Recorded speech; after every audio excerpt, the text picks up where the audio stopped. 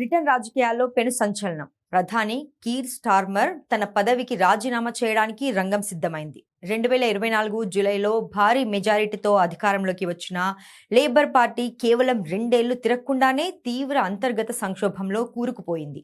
ఒకప్పుడు రాజకీయ స్థిరత్వానికి మారుపేరుగా నిలిచిన బ్రిటన్ ఇప్పుడు ప్రధానులను మార్చే రివాల్వింగ్ డోర్ రాజకీయాన్ని ప్రదర్శిస్తోంది. తాజా సమాచారం ప్రకారం కీర్ స్టార్మర్ తన రాజీనామా టైం టేబుల్ను ప్రకటించడానికి సిద్ధంగా ఉన్నట్లు బ్రిటన్ మీడియా కూడై కూస్తోంది. స్టార్మర్ రాజీనామా ఇక లాంఛనమే అని విశ్లేషకులు భావిస్తున్నారు. పార్టీలోని దాదాపు 4/4 మంది అంటే 100కు పైగా ఎంపీలు ఆయన తప్పుకోవాలని బహిరంగంగానే డిమాండ్ చేస్తున్నారు. ఆయన కేబినెట్లోని కీలకమైన విదేశాంగ మంత్రి వైవేట్ కూపర్, హోం మంత్రి షబానా మహ్మూద్ కూడా ఆయనను గౌరవప్రదంగా తప్పుకోవాలని కోరారు.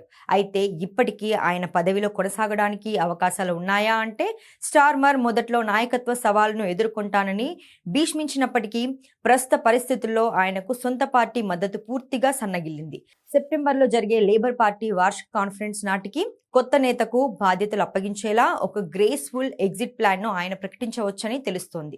ఇక అధికార లేబర్ పార్టీలో ప్రస్తుతం తీవ్రమైన అసంతృప్తి, అంతర్గత తిరుగుబాటు నడుస్తోంది. గత మే నెలలో జరిగిన స్థానిక సంస్థల ఎన్నికల్లో లేబర్ పార్టీ 1400కి పైగా కౌన్సిలర్ స్థానాలను కోల్పోయి ఘోర పరాజయాన్ని మూటగట్టుకుంది. గ్రేటర్ మాంచెస్టర్ మాజీ మేయర్, లేబర్ పార్టీలో అత్యంత ప్రజాదరణ పొందిన నాయకుడు ఆండీ బార్న్హమ్ ఇటీవల జరిగిన మేకర్ ఫీల్డ్ ఉప ఎన్నికల్లో 55% ఓట్లతో భారీ విజయం సాధించి ఎంపీగా పార్లమెంట్లో అడుగుపెట్టారు. బర్న్హమ్ విజయంతో లేబర్ పార్టీలో ఉత్సాహం పెరిగింది. రైట్ వింగ్ రీఫార్మ్ యూకే పార్టీని సమర్థవంతంగా ఎదుర్కోగల సత్తా బర్న్హామ్కే ఉందని ఎంపీలు నమ్ముతున్నారు.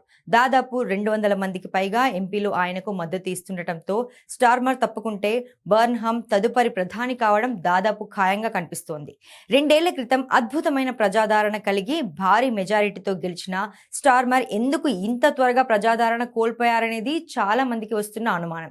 అయితే దీనికి అనేక కారణాలు ఉన్నాయి. ముఖ్యంగా దేశంలో ఆర్థిక సంక్షోభం, ఆయన తీసుకున్న వివాదాస్పద నిర్ణయాలు.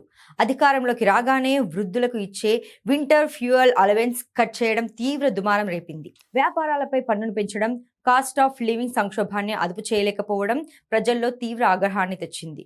దీనికి తోడు కుంభకోణాలు, రాజీనామాలు స్టార్మర్ను ఉక్కిరి బిక్కిరి చేస్తున్నాయి.